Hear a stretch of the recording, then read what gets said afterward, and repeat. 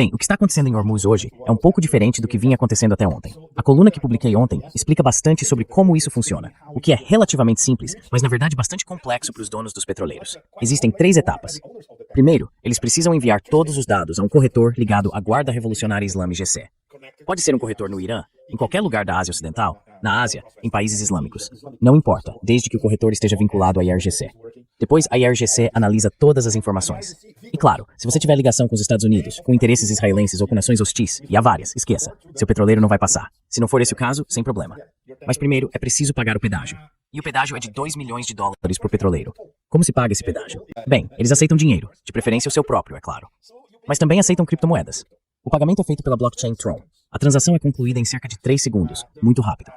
A verificação de identidade é extremamente simples. Você precisa de um recibo e, em seguida, entrega esse recibo ao corretor. Mais uma vez, isso vai para o IRGC, e então você recebe a autorização. Mas quando recebe a autorização, é preciso navegar por um canal marítimo muito específico. Ele tem cerca de 8 quilômetros de largura, 5 milhas, não mais do que isso. E isso é muito importante, especialmente considerando o que está acontecendo hoje. Ao norte da ilha de Qashm, que é uma ilha grande, e depois entre Qashm e Larak, que é uma ilha muito pequena ao nordeste de Qashm. Esse é o corredor marítimo. E adivinha? Se houver um desembarque no estilo da Normandia, eles teriam que pousar em Qashm e de lá seguir por mar até Larak. E é por isso que as regras mudaram de ontem para hoje. Aparentemente nenhum navio está cruzando neste momento. Até ontem estava tudo bem. Navios vindos ou indo para China, Índia, Iraque, Bangladesh, todos estavam cruzando. E alguns que tinham negociações de governo para fechar acordos, como Sri Lanka e a Tailândia, também estavam cruzando. Hoje, aparentemente ninguém está cruzando porque esperam que algo aconteça. Mas essas novas regras, essa nova disposição no Estreito de Hormuz, vão continuar. Está sendo ratificada por lei no parlamento iraniano. São as novas regras do jogo para cruzar o Estreito de Hormuz. Você poderia chamar isso de privatização ou nacionalização do Estreito de Hormuz. Sim, faz sentido. Mas acima de tudo, eles estão fazendo o que os egípcios fazem em Suez. Você não atravessa o canal de Suez de graça. Também precisa pagar. Então, em Hormuz, nunca haviam obrigado ninguém a pagar em toda a história do Estreito de Hormuz. Agora é diferente. E basicamente, eles o controlam. Portanto, é claro que tem o direito de cobrar uma taxa. As pessoas não estão reclamando. Pelo contrário, havia gente fazendo fila para pagar a taxa e atravessar, desde que você não seja de uma das nações hostis.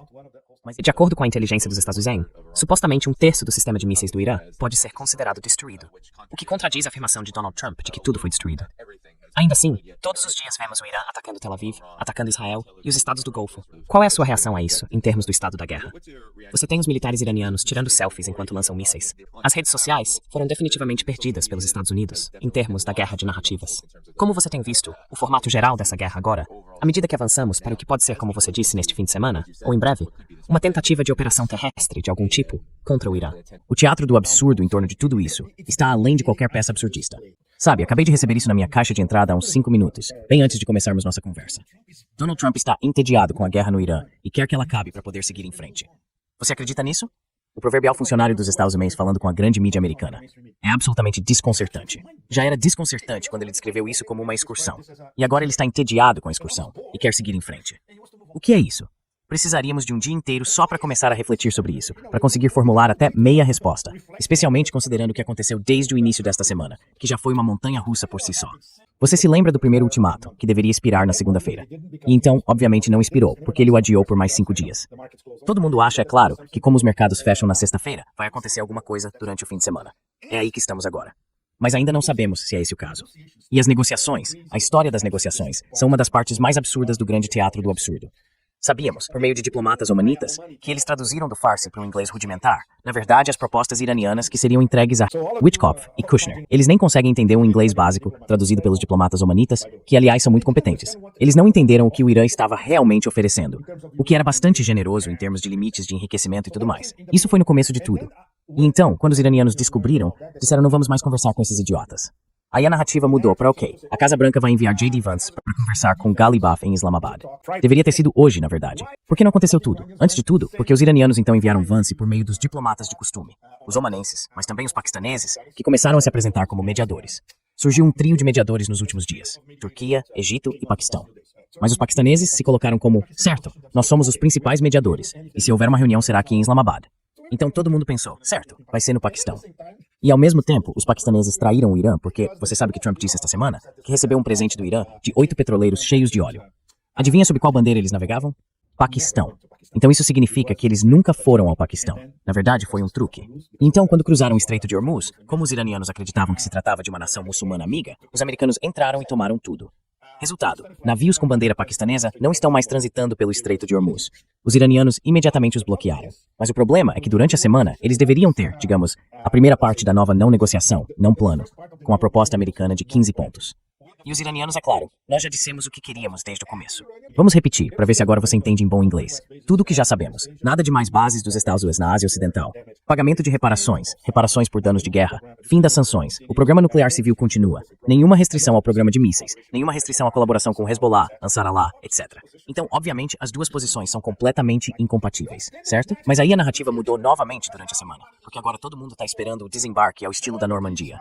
E então, vai ser em Karg, vai ser em Sistão Baluquistão, perto do porto de Chabahar, vai ser em Larak. Vai acontecer na ilha de Abu Musa, que é iraniana, mas também disputada pelos Emirados Árabes Unidos.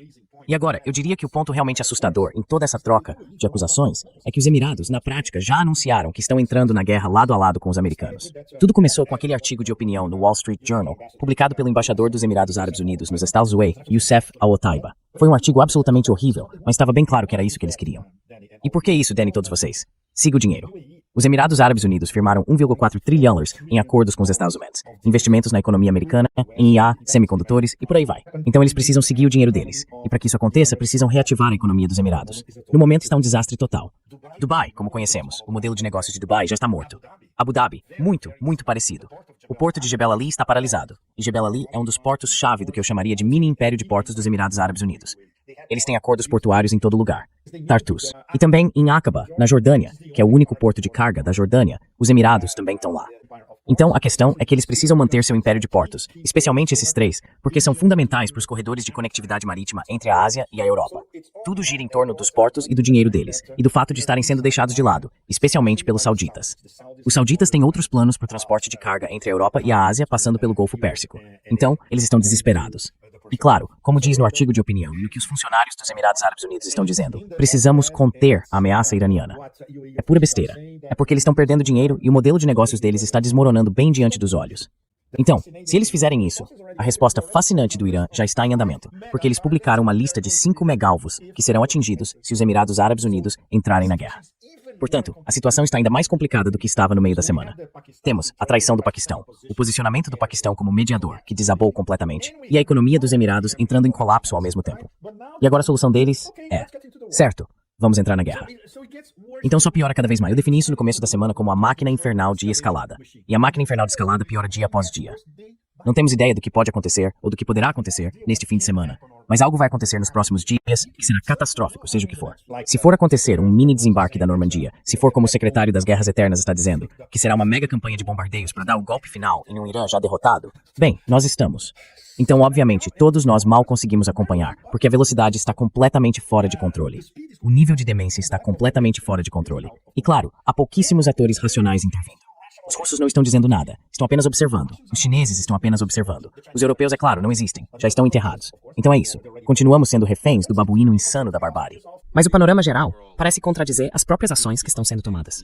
Seja os Emirados Árabes Unidos, a Arábia Saudita, todos querendo se envolver mais e mais profundamente na guerra, ou Trump, nos Estados Unidos, querendo conduzir algum tipo de operação terrestre. Nada disso condiz com a realidade. Mesmo autoridades norte-americanas, o New York Times e outros estão admitindo que os Estados Unidos, sua própria presença na região, foram quase totalmente destruídos. Isso foi admitido pelo New York Times. Israel está dizendo que seu exército está à beira do colapso, muito em breve, se tiver que continuar lutando contra o Hezbollah, que está dando uma surra neles. Acho que é algo como 80, um número absurdo, de tanques. Quase 100 Merkavas. Em 24 a 48 dias.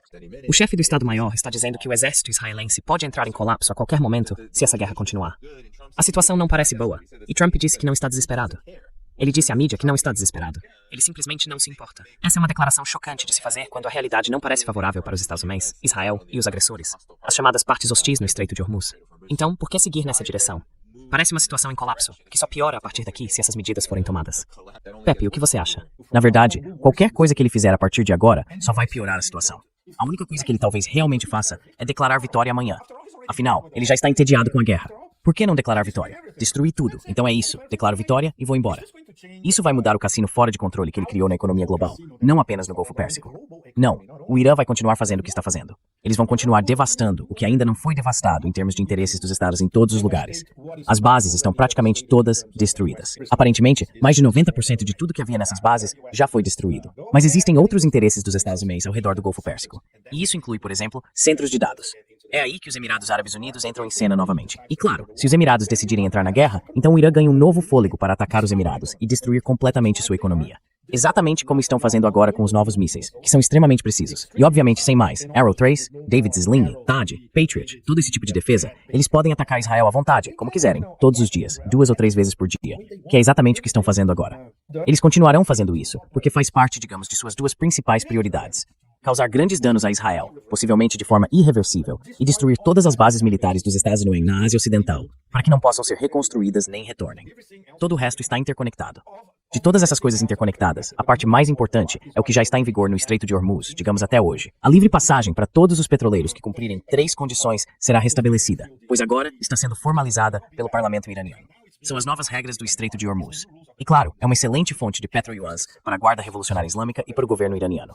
Então tudo voltará ao normal. E claro, eles sabem que todos os outros petroleiros retidos vão pagar os 2 milhões de dólares, o que, considerando a situação, não é muito. O ponto-chave, este é o divisor de águas em termos geoeconômicos e em termos da construção do tão debatido mundo multipolar, é que temos um sistema de pagamento alternativo funcionando em torno do petro-yuan, estabelecido e operando no ponto de estrangulamento mais importante do planeta. Este é o grande fato desta guerra. E obviamente a Rússia está de olho nisso. A China está de olho nisso. Eu não diria que os BRICS, em coma profundo, estão de olho nisso, mas talvez alguns membros e parceiros dos BRICS estejam. E todo o sul global prestou atenção a isso. Portanto, não há como voltar atrás neste ponto. Isso já está em vigor. É algo que 1 zilhão de cúpulas dos BRICS não conseguiu alcançar. Foi alcançado com um único movimento do Irã. Portanto, as repercussões serão imensas. É o petro-yuan em efeito para todos, para o planeta inteiro ver. O pedágio, o petro-yuan, e então você pode navegar sem problema. Sem problema extra, sem problema depois, seja o que for. Então isso é o mais importante. E o Irã, depois de estabelecer isso, vai defender esse novo modus operandi com tudo que tem. O que, aliás, ainda não usou, certo? Muito importante. Todas aquelas cidades subterrâneas de mísseis invisíveis, a maioria delas está no sudeste do Irã e na parte leste, perto da fronteira com o Afeganistão. Os americanos nem sabem onde elas estão. É por isso que não foram bombardeadas pelo palhaço bombado do secretário de Relações Exteriores, porque eles não sabem onde ficam. Então, a forma como eles estão ajustando sua estratégia de mosaico descentralizado sempre é uma pequena modificação a cada 2 ou 3 dias, mas aos poucos, a dor está se tornando cada vez mais insuportável, especialmente para Israel. E não é de se admirar que agora eles nem consigam mais censurar ou disfarçar o que está acontecendo dentro de Israel. Mesmo com aquela mega censura, está tudo muito óbvio, muito escancarado. Qualquer pessoa, em qualquer lugar, com um celular, pode filmar os mísseis chegando praticamente sem parar. Isso já mudou. E se os Emirados Árabes Unidos cometerem o erro supremo de entrar na guerra, o que está acontecendo com Israel agora vai acontecer com eles. Exatamente a mesma coisa. A economia deles ficará paralisada. E não é só o modelo de lavagem de dinheiro do brilho de Dubai que já foi para o espaço. É todo o modelo dos Emirados, tudo. Os centros de EA, os data centers, os portos, os aeroportos, tudo. As companhias aéreas reluzentes, que aliás são bem decentes. Acabou. Fim de jogo. E o Irã também alertou, vi relatos, especialmente da mídia iraniana, de que se os Emirados Árabes Unidos ou outros estados do Golfo se envolverem em qualquer tipo de operação terrestre ou ataque ao território iraniano, os Emirados Árabes Unidos e o Bahrein poderiam ser ocupados. As forças iranianas estão dispostas a fazer isso, porque acredito, o Bahrein já fez parte do Irã, não faz muito tempo. Irã? Não, o Bahrein fazia parte do Irã antes de 1971, Danny. E muito pouca gente sabe disso sobre os Emirados também. Foi em 1961 que houve uma separação. Os Emirados faziam parte de Omã. E isso é ótimo. É algo que mencionei na minha última coluna. Ouvi isso de estudiosos iraquianos. Eu estava assistindo a um debate com eles. Absolutamente fascinante. Os analistas e estudiosos iraquianos são maravilhosos. Eles têm um senso histórico impecável, muito detalhado. E eles estavam dizendo abertamente, é claro, o que vai acontecer. O Kuwait vai voltar para nós. Afinal, o Kuwait fazia parte da província de Basra. Então vai voltar para nós. O Bahrein vai voltar para o Irã. Os Emirados provavelmente vão voltar para Omã. A questão é, a Arábia Saudita, o que eles vão fazer? Eles poderiam até a longo prazo anexar o Catar. Não está fora de questão. O Catar tem sido muito esperto. O Catar e Omã são os únicos 2 no CCG que realmente declararam publicamente, olha, condenamos tudo o que está acontecendo. Queremos coexistência com o Irã, e nosso território não está sendo usado para atacar o Irã. Uma jogada muito inteligente, porque eles literalmente percebem para que lado o vento está soprando. Então mais tarde, o Irã vai tratá-los favoravelmente, para dizer o mínimo. Bem, especialmente o Qatar, por causa do que aconteceu com a Qatar Energy, não faz muito tempo. Bem, eles entenderam isso na carne, literalmente, certo, Danny? O que acontece se você mexer, especialmente se você mexer com a infraestrutura de energia do Irã. E é exatamente isso que vai acontecer com os Emirados Árabes Unidos. Muito pior. Essa lista que já foi publicada está em todo lugar. Os 5 alvos, é tudo. Inclui também as usinas de dessalinização. Não apenas as usinas de energia, mas também as de dessalinização. Então, MBS, como todos nós sabemos. Claro, todos vocês sabem disso. MBS é um gangster sanguinário. Você sabe disso. Todo mundo sabe disso. Na verdade, ele é o gangster que ensinou MBS a ser ainda mais gangster. É um gangster aconselhando outro gangster. Aparentemente, MBS é melhor em equilibrar tudo isso. Ele sabe que se provocar o Irã diretamente, as consequências para a infraestrutura energética saudita, com a ajuda do Iêmen, que está bem ali, observando tudo com seus mísseis, inclusive seus próprios mísseis hipersônicos, podem ser graves. Então ele precisa ser muito, muito cuidadoso, mesmo que todos saibamos que o dinheiro deles está em Londres e Nova York. Ele não pode provocar os americanos, por definição. E claro, Emin ainda acredita que o IMEC vai funcionar, assim como os Emirados. Ambos ainda acreditam que o IMEC vai funcionar. O nome IMEC é extremamente enganoso. Não se trata do corredor Índia, Europa, Oriente Médio. Na verdade, o jogador mais importante nesse esquema nem sequer é mencionado, é Israel. Este é um corredor projetado para que Israel fique no centro do comércio entre a Europa e a Ásia, neste caso a Índia, com a ajuda dos Emirados e dos Sauditas. Mas será necessário construir muita infraestrutura, ligando Israel aos Emirados e aos Sauditas. Nada disso foi construído ainda. Portanto, o IMEC neste momento está completamente paralisado. E essa é mais uma razão para os Emirados entrarem na guerra lado a lado com os americanos. Os sauditas, por enquanto, são mestres em se proteger, apostando nos dois lados. Eles não estão dizendo nada de forma explícita. Todos nós sabemos que, antes da guerra, MBS dizia por meio de seu super amigo no WhatsApp, Jared Kushner. MBS dizia a Trump, vá em frente, ataque o Irã. E agora há ecos vindos de diferentes partes do Golfo Pérsico de que sim, isso não mudou em nada. Mas não é explícito. Essa é a diferença. Nos Emirados Árabes Unidos, agora é explícito. Todo mundo sabe que os Emirados estão prontos para entrar na guerra. A Arábia Saudita, eles são um pouco mais discretos, embora já façam parte da guerra, sem dúvida alguma. Mas se isso se tornar escancarado do ponto de vista iraniano, bem, se você estiver na Arábia Saudita, é melhor sair de lá o quanto antes. O que você acha da postura do Irã, mesmo apenas em termos de sua confiança militar? Eles basicamente estão convidando, dizendo, venham por favor, cheguem mais perto, estamos prontos. Eles disseram, também treinamos todo mundo, estamos todos prontos. O Iraque está pronto, o Iêmen está pronto. Todos, o Hezbollah, é claro. Todos estão prontos para lutar em uma guerra terrestre. O que você acha dessa postura do Irã? Porque acho que alguns diriam que é propaganda, mas é difícil acreditar que o Irã esteja blefando aqui, dado o que vimos nos últimos 20 e tantos dias. Não há blefe. É a estratégia deles. Uma estratégia incremental, seguindo os mesmos princípios, ajustando o mosaico descentralizado. Mas os objetivos, os alvos, permanecem os mesmos. E esses são os alvos principais. Temos que repeti-los várias e várias vezes. Primeiro, estabelecer sua capacidade de dissuasão, que já foi demonstrada para que todo o planeta visse, enfrentando o que chamam de maior exército da história das galáxias. Segundo, expulsar os Estados Unidos do Golfo Pérsico, pouco a pouco. O primeiro passo, ou primeiro segmento, é destruir a base militar. Isso está praticamente concluído. E terceiro, estabelecer sua dissuasão em relação a Israel. Isso é algo que ninguém esperava que pudesse acontecer tão rápido. Eles conseguiram em 3 semanas. Israel está em total desordem agora, e a situação só pode piorar dia após dia. Então esses são os principais objetivos. Quando você olha para isso como um mecanismo holístico e orgânico, tudo faz total sentido. Eles estão aplicando pressão em todos os pontos que realmente importam. Se os Emirados Árabes Unidos quiserem entrar na guerra, isso já foi previsto por Teherã, sem problema. Se todo o CCG quiser entrar na guerra, isso também já foi previsto. Se houver uma tentativa de criar uma ponte terrestre que leve a uma pequena invasão terrestre depois, mesma coisa. Já está tudo planejado. Eu diria que a situação é mais complicada quando se trata do pedágio no Estreito de Hormuz. Claro que eles já tinham pensado nisso antes, mas ninguém poderia esperar que implementassem em apenas 3 ou 4 dias. Funcionando, e ainda funcionando perfeitamente hoje. E todos aceitaram, porque bem, todos nós precisamos ir a base pelo Estreito de Hormuz. Esse foi o presente do Irã pro Trump, certo? Donald Trump estava falando sobre esse grande presente. Presente para Trump, exatamente. Pode apostar. Ok, agora vamos olhar para o outro lado. Vamos olhar para o megalomaníaco, narcisista, psicopata assassino que agora está entediado com a guerra que ele mesmo começou. Por que ele recuou no início da semana? Porque estava observando o mercado de petróleo, os números, e também o mercado de títulos. Muito mais importante, na verdade, do que o mercado de petróleo. Porque o mercado de títulos pode dizer aos Estados Unidos que você não pode mais pagar por nada e que vai entrar em colapso. Então, antes do fim do ultimato, o rendimento dos títulos do Tesouro Americano de 10 anos estava se aproximando de 5%. Na verdade, passou de 5%. Depois voltou, caiu para 4,445 após o adiamento dele. E agora está novamente em 4,445 e subindo pouco a pouco. Então, se isso acontecer na próxima semana, com a possibilidade de uma mini invasão terrestre, ele vai ter que recuar, necessariamente. Na verdade, é fascinante, porque o mercado de títulos pode, no fim das contas, nos salvar, literalmente, de uma catástrofe maior, e não o mercado de petróleo. O mercado de petróleo, todo mundo agora está começando a aceitar a ideia de que, ok, o petróleo vai ficar em torno de 100, e não há nada que possamos fazer a respeito. Entre 100 e 110, e por aí vai. Ok, mas se as coisas piorarem muito na próxima semana, pode chegar a 120. E depois de 120, o céu é o limite. Certo, voltando àquele personagem que tem a mão em 14 trilhões de dólares, Larry Fink, da BlackRock. O cara dá uma entrevista à BBC em que basicamente diz que há 2 cenários. 1. Teremos o petróleo a $40 o barril. 2. Vamos ter o petróleo a $150 o barril. Ele não está apostando em nada. está se protegendo. A BlackRock não aposta desse jeito. A BlackRock se protege o tempo todo. Mas pelo menos ele disse em voz alta, se chegar a $150 o barril, isso é uma recessão global. O que ele não disse é que a $120 o barril, o que já está quase acontecendo, também é uma recessão global. E a recessão global já começou. As perturbações em diferentes latitudes, um pouco por toda parte aqui no Sudeste Asiático, na Índia, já estão acontecendo. Na Europa, uau, quando isso estourar, é só esperar. Na Europa vai ser dentro de um mês ou algo assim, considerando que eles não têm gás. Agora eles não têm gás do Catar e não têm gás da Rússia. E ok, aqueles dois palhaços, como podemos chamar aquelas duas idiotas lá, precisamos encontrar uma solução. No momento, temos a estoniana com um QI comparável ao de uma minhoca desorientada e a medusa tóxica. Certo, essas duas são burras demais para recuar e tentar encontrar uma forma de conseguir mais gás da Rússia. Elas não vão fazer isso. Então a Europa vai pagar o preço por causa dessas duas idiotas. É aí que estamos. Mas a Europa já cometeu suicídio político. O planeta inteiro. Pessoas no deserto subsaariano já sabem disso.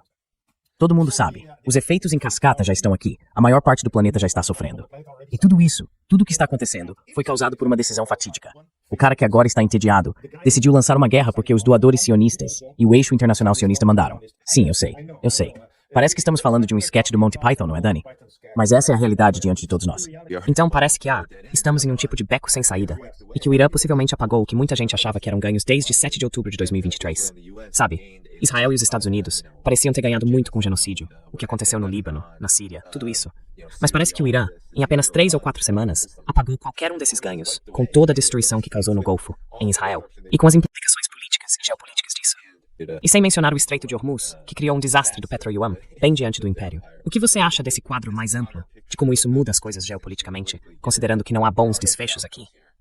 Os próprios mercados financeiros e o sistema financeiro dominado pelos Estados Unidos estão em crise. E as manobras do Irã, sua estratégia, parecem ter eliminado, pelo menos pelo que estamos ouvindo, até mesmo do New York Times, grande parte dos ganhos que os estadounidenses e Israel afirmaram ter obtido até 28 de fevereiro. A coisa mais extraordinária é que eles fizeram isso sozinhos, Danny. Sozinhos. Uma nação com 47 anos de sanções absolutamente horríveis e cruéis. Quando você visita o Irã, há tantos lugares onde se vêem os efeitos de quase 5 décadas de sanções bem diante dos seus olhos. Eu vi isso na minha última viagem, em portos, aeroportos, na infraestrutura urbana, em hotéis antigos, em casas velhas caindo aos pedaços, em todo lugar. Os sistemas de esgoto também, é de partir o coração. E você sabe que tudo isso é por causa de 47 anos de sanções. E ainda assim, eles têm um imenso capital humano, algumas das melhores universidades do mundo. A qualidade dos engenheiros, técnicos, matemáticos, físicos é absolutamente excepcional. Eles construíram um enorme complexo industrial militar oculto que está assustando a superpotência. Eles estão lutando sozinhos contra uma superpotência nuclear e outra potência regional muito, muito forte. E sabe, eles estão jogando o jogo deles e, uau, estão infligindo punições sérias a ambos. Tudo isso é imensamente impressionante. Portanto, não é de se admirar que ao ver as reações da África, da América Latina, do Sudeste Asiático e da Ásia Central, as pessoas fiquem absolutamente impressionadas. Mesmo pessoas que não acompanham política, sabe, têm de admitir publicamente sua admiração pelo Irã. E elas entendem que o Irã está lutando pela absoluta maioria do planeta. Não há dúvida quanto a isso. Este é o ponto mais amplo. Bem, eu não quero entrar nos aspectos escatológicos, mas acho que para a maioria das pessoas, o foco está nas questões práticas desta guerra. Então, em um nível prático e direto, isso é algo que ninguém poderia ter imaginado acontecer até 3 semanas atrás. O planeta está atônito com a resistência, com o fato de estarmos falando de uma resistência soberana, uma nação soberana, uma potência regional, assediada, atacada, bombardeada, o que for, mas ainda assim resistem e estão virando o jogo contra a agressão. É absolutamente extraordinário. Vai levar muito tempo para conseguirmos assimilar e analisar isso. Provavelmente isso será para os historiadores do futuro. Mas o ponto de inflexão do século XXI está acontecendo agora. Todo mundo achava que tinha sido o 11 de setembro. Obviamente não foi. O 11 de setembro foi o começo do fim do século americano, ou da hegemonia americana. O verdadeiro ponto de inflexão é agora, porque temos uma potência regional de nível médio virando o jogo sozinha. Impressionante. Tudo bem, é possível fazer isso quando você tem 2.500 anos de história. Não mexa com os persas. Se fizer isso, prova que você é mais do que estúpido e não fez o dever de casa.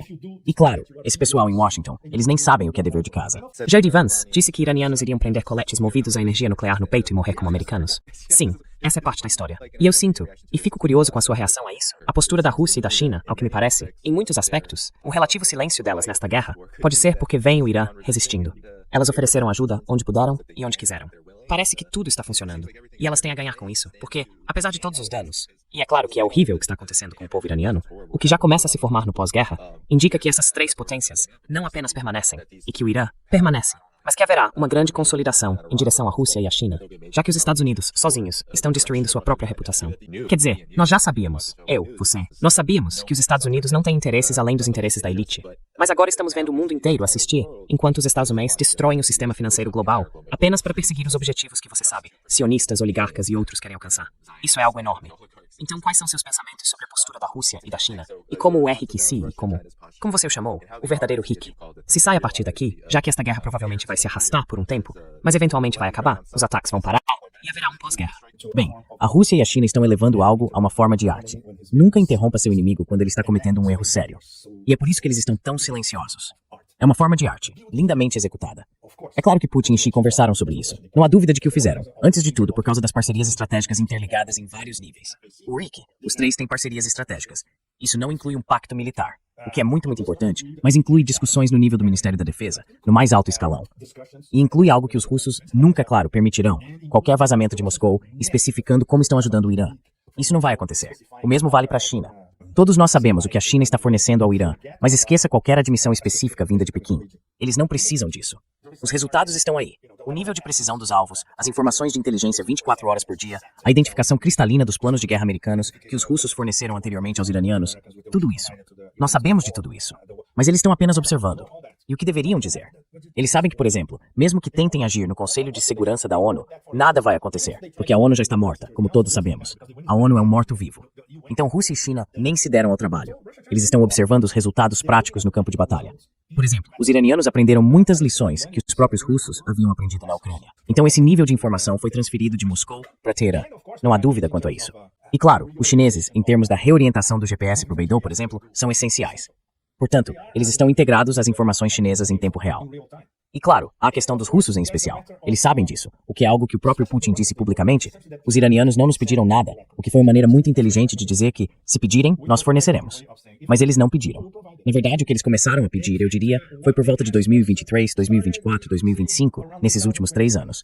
Porque sempre houve missões iranianas indo a Moscou, e eles estavam discutindo assuntos também com o Ministério da Defesa. Então, obviamente, eles tinham uma lista de coisas nas quais estavam interessados, e os russos disseram, sem problema. Ao mesmo tempo, começamos a descobrir que os Shaheds usados pelo Irã no campo de batalha são, na verdade, gerânios com as antenas cometa da Rússia. Então todos puderam ver o padrão. Os Shaheds foram vendidos aos russos, os russos os aperfeiçoaram, transformaram-nos nos gerânios de última geração e os gerânios voltaram para o Irã. E agora, eles estão no campo de batalha, esse tipo de coisa. Mas leva um bom tempo para verificar se isso realmente está acontecendo. Então, na verdade, eles não precisam fazer nada. Claro, se eles perceberem que o Irã atingiu todos os indicadores que temos no momento, ou ao contrário, que o Irã está encurralado, então, obviamente, Rússia e China farão algo mais enérgico, talvez até mais visível. Mas não é o caso. Pelo contrário. Pelo contrário. E em um nível geoeconômico, uau. Para a China, o que está acontecendo é de um valor inestimável. Toda a questão do petro-yuan, uau, é algo que a China não teria conseguido alcançar, eu diria. Nem em 20 ou 30 anos de diplomacia geoeconômica. Eles conseguiram em 3 semanas. E não sozinhos. Um de seus aliados entregou isso de bandeja para a China. Pois bem, temos o petro-yuan funcionando como um sistema de pagamento alternativo. Na prática, não apenas nas cúpulas do BRICS. Não há como superar isso. Simplesmente não há. Em menos de um mês. Houve uma reunião privada entre Putin e grandes empresários, incluindo oligarcas. Após a reunião, o chefe da Federação de Industriais e Empresários da Rússia, Shokin é um sujeito muito inteligente, eu conheci em Moscou há cerca de 3 anos, disse que Putin está convencido de que a guerra terminará em no máximo 4 semanas. Então, obviamente, ele tem informações que nenhum de nós possui. E foi isso que ele disse aos oligarcas e industriais. Nas próximas 4 semanas, toda a atenção deles estará voltada para o que pode acontecer em seguida. E obviamente sabemos que existem todos aqueles canais oligárquicos entre os Estados Unidos e a Rússia, e eles estão se comunicando entre si. Os oligarcas de ambos os lados estão conversando, e é claro, também falam sobre a guerra. Mas o que está acontecendo com a guerra no Irã? Como isso poderia afetar a guerra entre a OTAN e a Rússia? Isso é completamente diferente. É uma história muito volátil. E tenho certeza de que você, e muitos em nossa audiência, sabem que é uma discussão séria em Moscou, depois daqueles ataques a Primorsk e Ust-Luga. Basicamente a infraestrutura russa de energia e exportação, exportações de petróleo no Báltico e assim por diante. Muitas pessoas muito bem informadas e bem conectadas continuam voltando ao mesmo ponto. É hora de cortar a cabeça da cobra. Isso já se prolongou demais. Mas ao mesmo tempo, todos sabemos que não é assim que Putin conduz os negócios. Portanto, isso vai ser muito complicado. Estou muito curioso para ver como isso será discutido na Rússia, supondo que a guerra continue por mais 4 semanas depois disso.